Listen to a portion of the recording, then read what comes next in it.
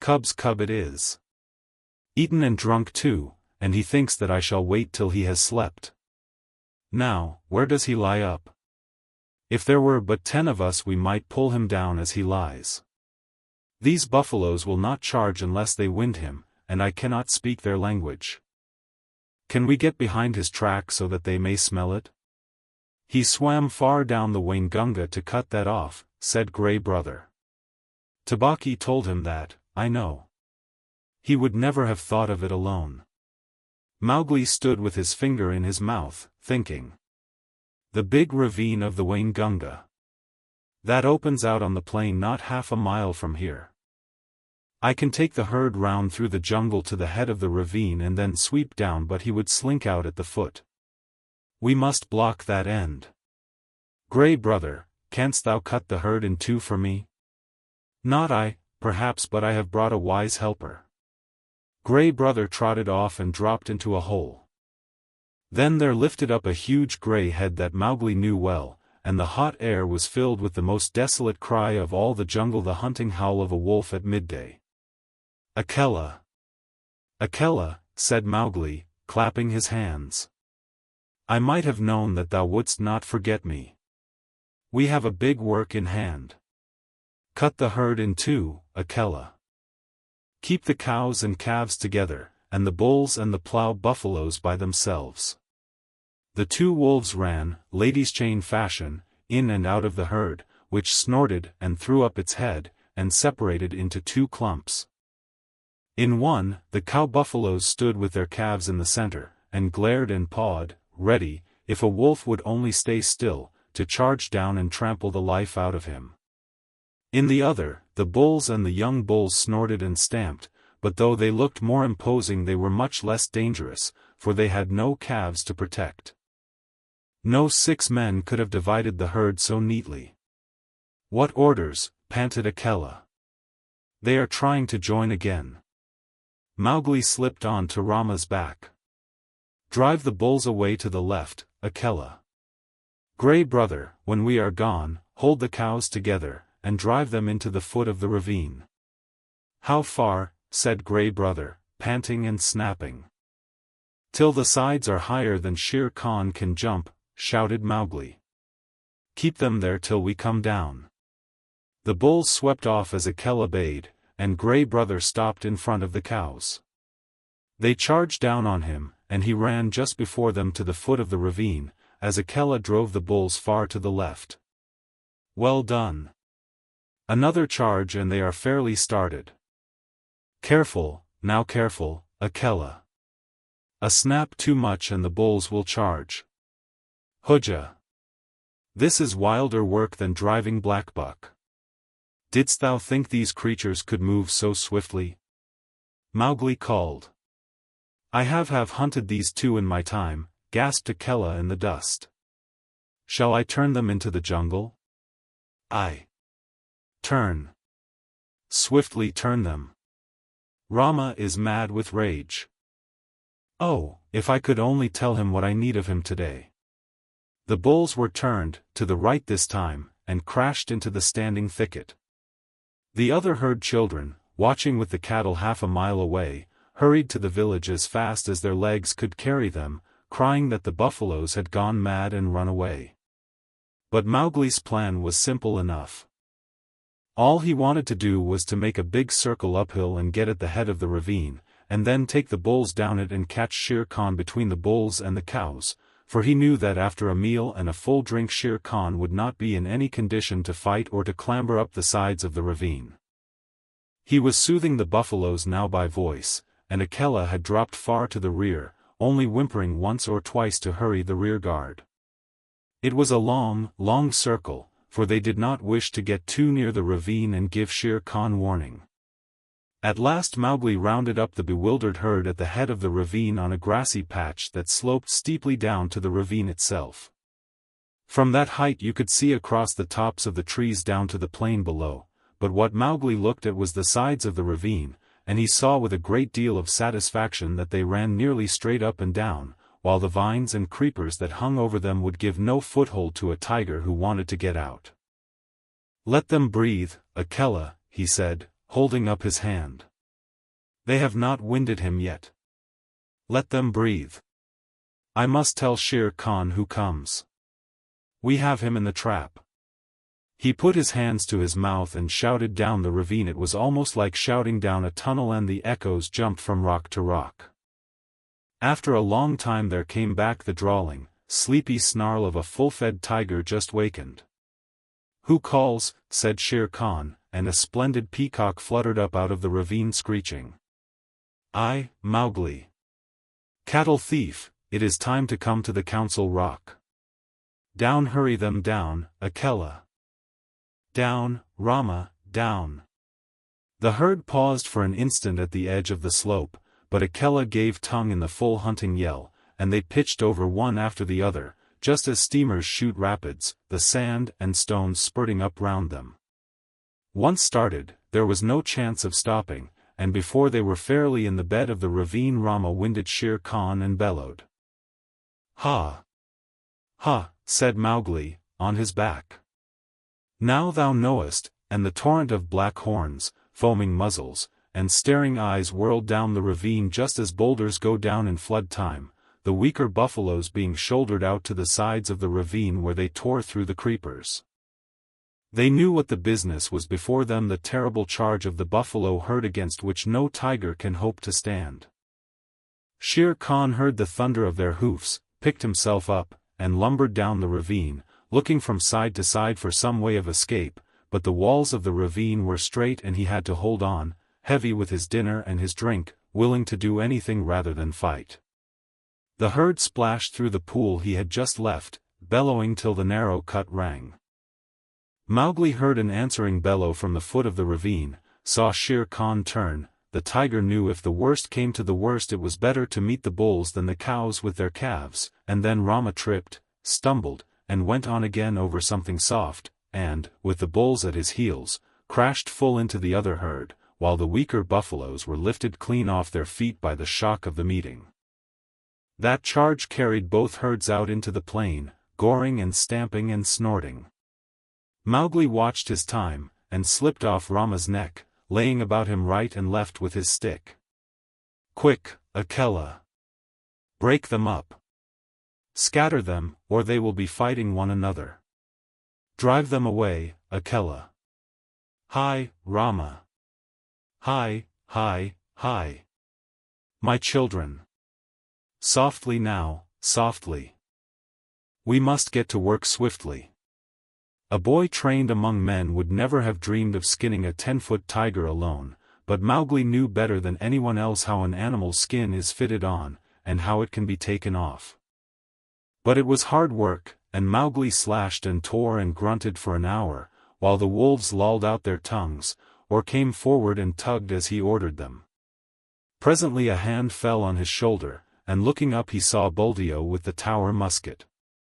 The children had told the village about the buffalo stampede, and Buldeo went out angrily, only too anxious to correct Mowgli for not taking better care of the herd.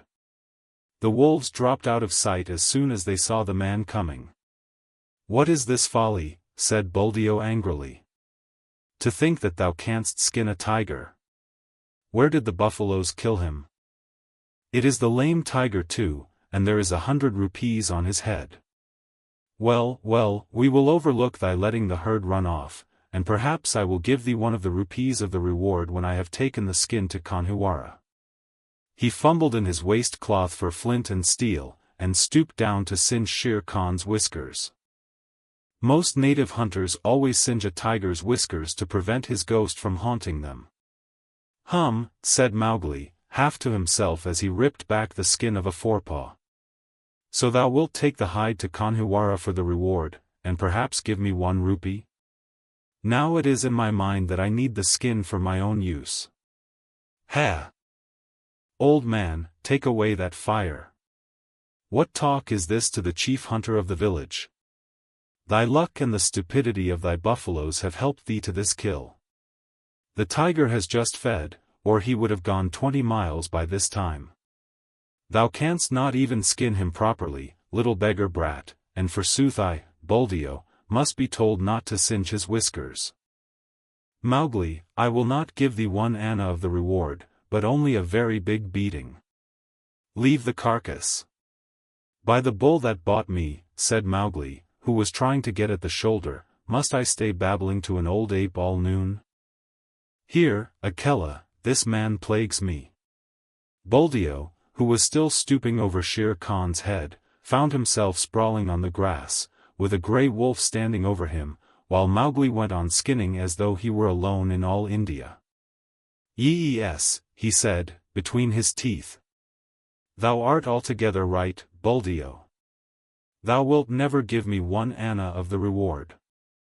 There is an old war between this lame tiger and myself, a very old war, and I have won. To do Buldeo justice, if he had been 10 years younger he would have taken his chance with Akela had he met the wolf in the woods, but a wolf who obeyed the orders of this boy who had private wars with man-eating tigers was not a common animal. It was sorcery, magic of the worst kind, thought Buldeo, and he wondered whether the amulet round his neck would protect him. He lay as still, expecting every minute to see Mowgli turn into a tiger too. Maharaj. Great King, he said at last in a husky whisper. Yes, said Mowgli, without turning his head, chuckling a little. I am an old man. I did not know that thou wast anything more than a herd's boy. May I rise up and go away, or will thy servant tear me to pieces? Go, and peace go with thee. Only, another time do not meddle with my game. Let him go, Akela. Buldeo hobbled away to the village as fast as he could, looking back over his shoulder in case Mowgli should change into something terrible. When he got to the village he told a tale of magic and enchantment and sorcery that made the priest look very grave. Mowgli went on with his work, but it was nearly twilight before he and the wolves had drawn the great gay skin clear of the body. Now we must hide this and take the buffaloes home.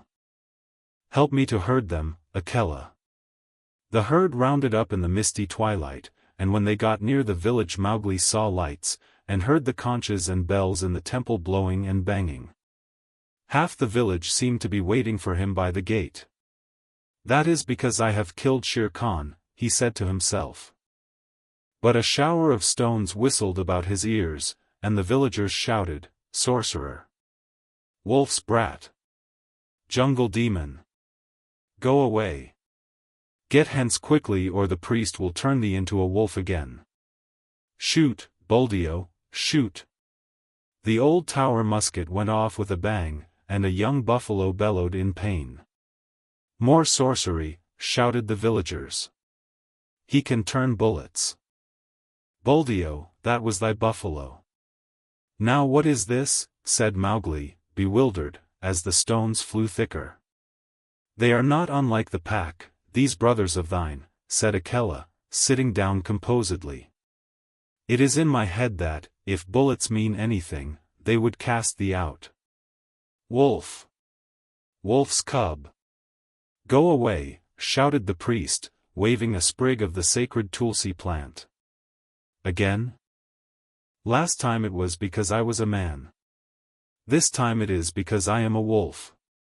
Let us go, Akela. A woman it was Mesua ran across to the herd, and cried, Oh, my son, my son! They say thou art a sorcerer who can turn himself into a beast at will. I do not believe, but go away or they will kill thee. Buldeo says thou art a wizard, but I know thou hast avenged Nathu's death. Come back, Mesua, shouted the crowd. Come back, or we will stone thee. Mowgli laughed a little short ugly laugh, for a stone had hit him in the mouth. Run back, Mesua. This is one of the foolish tales they tell under the big tree at dusk. I have at least paid for thy son's life. Farewell, and run quickly, for I shall send the herd in more swiftly than their brickbats. I am no wizard, Mesua. Farewell. Now, once more, Akela, he cried. Bring the herd in. The buffaloes were anxious enough to get to the village.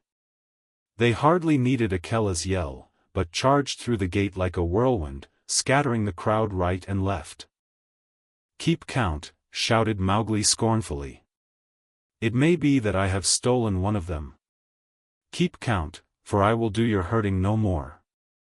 Fare you well, children of men, and thank Mesua that I do not come in with my wolves and hunt you up and down your street." He turned on his heel and walked away with the lone wolf, and as he looked up at the stars he felt happy. "No more sleeping in traps for me, Akela. Let us get Shere Khan's skin and go away. No, we will not hurt the village, for Mesua was kind to me." When the moon rose over the plain, making it look all milky, the horrified villagers saw Mowgli, with 2 wolves at his heels and a bundle on his head, trotting across at the steady wolf's trot that eats up the long miles like fire. Then they banged the temple bells and blew the conches louder than ever. And Mesua cried, and Buldeo embroidered the story of his adventures in the jungle, till he ended by saying that Akela stood up on his hind legs and talked like a man. The moon was just going down when Mowgli and the 2 wolves came to the hill of the Council Rock, and they stopped at Mother Wolf's cave. "They have cast me out from the man pack, Mother," shouted Mowgli, "but I come with the hide of Shere Khan to keep my word." Mother Wolf walked stiffly from the cave with the cubs behind her, and her eyes glowed as she saw the skin. "I told him on that day, when he crammed his head and shoulders into this cave, hunting for thy life, Little Frog Eye told him that the hunter would be the hunted. It is well done. Little brother, it is well done," said a deep voice in the thicket. "We were lonely in the jungle without thee," and Bagheera came running to Mowgli's bare feet.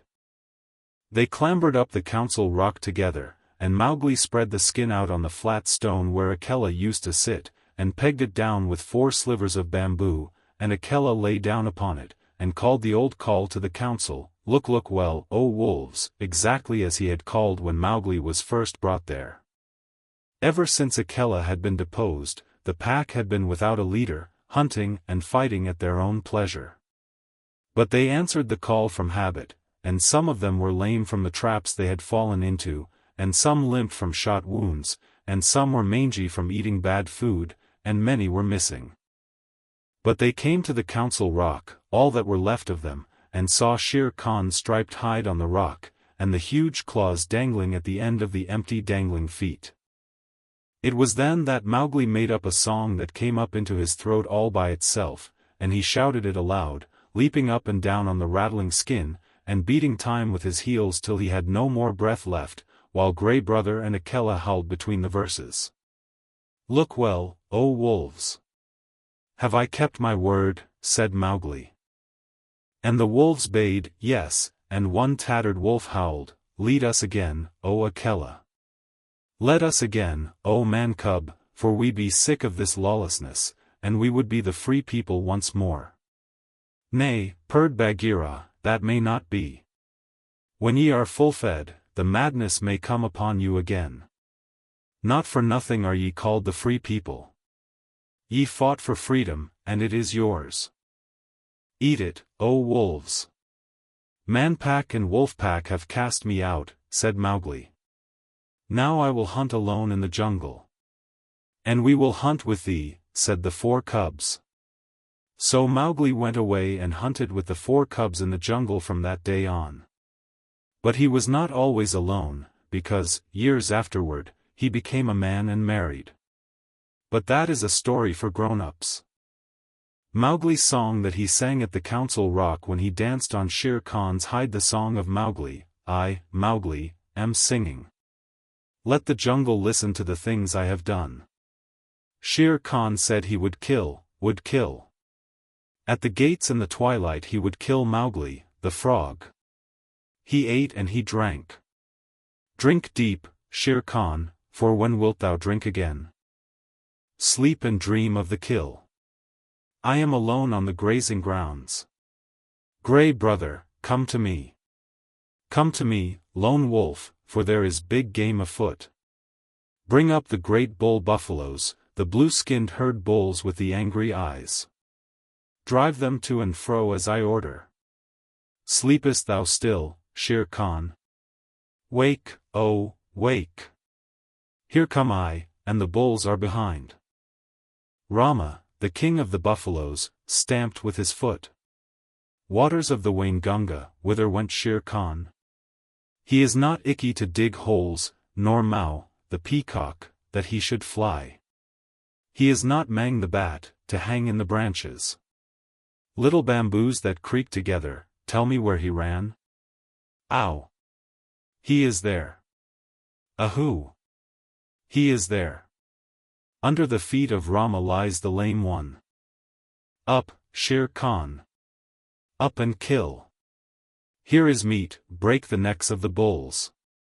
HSH. He is asleep.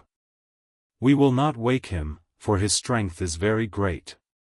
The kites have come down to see it. The black ants have come up to know it. There is a great assembly in his honor. Alala! I have no cloth to wrap me.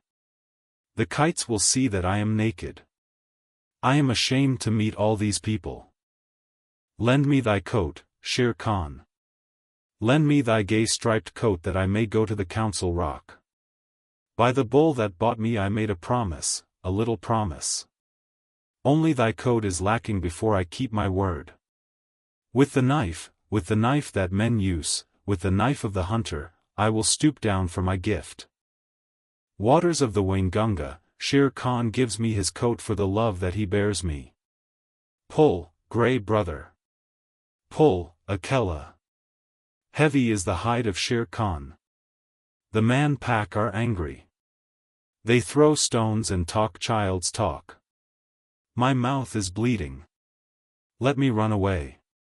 Through the night, through the hot night, run swiftly with me, my brothers. We will leave the lights of the village and go to the low moon. Waters of the Waingunga, the man pack have cast me out. I did them no harm, but they were afraid of me. Why? Wolf pack, ye have cast me out too. The jungle is shut to me and the village gates are shut. Why? As Mang flies between the beasts and birds, so fly I between the village and the jungle. Why? I dance on the hide of Shere Khan, but my heart is very heavy. My mouth is cut and wounded with the stones from the village, but my heart is very light, because I have come back to the jungle. Why? These two things fight together in me as the snakes fight in the spring. The water comes out of my eyes, yet I laugh while it falls. Why? I am two Mowglis, but the hide of Shere Khan is under my feet. All the jungle knows that I have killed Shere Khan. Look, look well, O wolves. Ahey! My heart is heavy with the things that I do not understand. The white seal oh! Hush thee, my baby, the night is behind us, and black are the waters that sparkled so green. The moon, o'er the combers, looks downward to find us at rest in the hollows that rustle between. Where billow meets billow, then soft be thy pillow, ah, weary wee flipperling, curl at thy ease. The storm shall not wake thee, nor shark overtake thee, asleep in the arms of the slow-swinging seas. Seal lullaby. All these things happened several years ago at a place called Novastashna, or Northeast Point, on the island of St. Paul, away and away in the Bering Sea. Limmershin, the winter wren, told me the tale when he was blown onto the rigging of a steamer going to Japan, and I took him down into my cabin and warmed and fed him for a couple of days till he was fit to fly back to St. Paul's again. Limmershin is a very quaint little bird, but he knows how to tell the truth. Nobody comes to Novastashna except on business, and the only people who have regular business there are the seals. They come in the summer months by hundreds and hundreds of thousands out of the cold grey sea. For Novastashna beach has the finest accommodation for seals of any place in all the world. Sea Catch knew that, and every spring would swim from whatever place he happened to be in, would swim like a torpedo boat straight for Novastashna and spend a month fighting with his companions for a good place on the rocks, as close to the sea as possible. Sea Catch was 15 years old, a huge grey fur seal with almost a mane on his shoulders, and long, wicked dog teeth. When he heaved himself up on his front flippers he stood more than 4 feet clear of the ground, and his weight, if anyone had been bold enough to weigh him, was nearly 700 pounds. He was scarred all over with the marks of savage fights, but he was always ready for just one fight more. He would put his head on one side, as though he were afraid to look his enemy in the face, then he would shoot it out like lightning, and when the big teeth were firmly fixed on the other seal's neck, the other seal might get away if he could, but Sea Catch would not help him. Yet Sea Catch never chased a beaten seal, for that was against the rules of the beach. He only wanted room by the sea for his nursery. But as there were 40 or 50,000 other seals hunting for the same thing each spring, the whistling, bellowing, roaring, and blowing on the beach was something frightful. From a little hill called Hutchinson's Hill, you could look over 3.5 miles of ground covered with fighting seals, and the surf was dotted all over with the heads of seals hurrying to land and begin their share of the fighting. They fought in the breakers, they fought in the sand, and they fought on the smooth-worn basalt rocks of the nurseries, for they were just as stupid and unaccommodating as men. Their wives never came to the island until late in May or early in June, for they did not care to be torn to pieces, and the young 2-, 3-, and 4-year-old seals who had not begun housekeeping went inland about half a mile through the ranks of the fighters and played about on the sand dunes in droves and legions, and rubbed off every single green thing that grew. They were called the Hollischickie the Bachelors, and there were perhaps 200,000 or 300,000 of them at Novastashna alone. Sea Catch had just finished his 45th fight one spring when Matka, his soft, sleek, gentle-eyed wife, came up out of the sea, and he caught her by the scruff of the neck and dumped her down on his reservation, saying gruffly, late as usual. "Where have you been?" It was not the fashion for Sea Catch to eat anything during the 4 months he stayed on the beaches, and so his temper was generally bad. Matka knew better than to answer back. She looked round and cooed, "How thoughtful of you. You've taken the old place again." "I should think I had," said Sea Catch. "Look at me." He was scratched and bleeding in 20 places, one eye was almost out, and his sides were torn to ribbons. "Oh, you men, you men," Matka said, fanning herself with her hind flipper. "Why can't you be sensible and settle your places quietly? You look as though you had been fighting with the killer whale." "I haven't been doing anything but fight since the middle of May. The beach is disgracefully crowded this season. I've met at least 100 seals from Lukannon Beach, house hunting. Why can't people stay where they belong?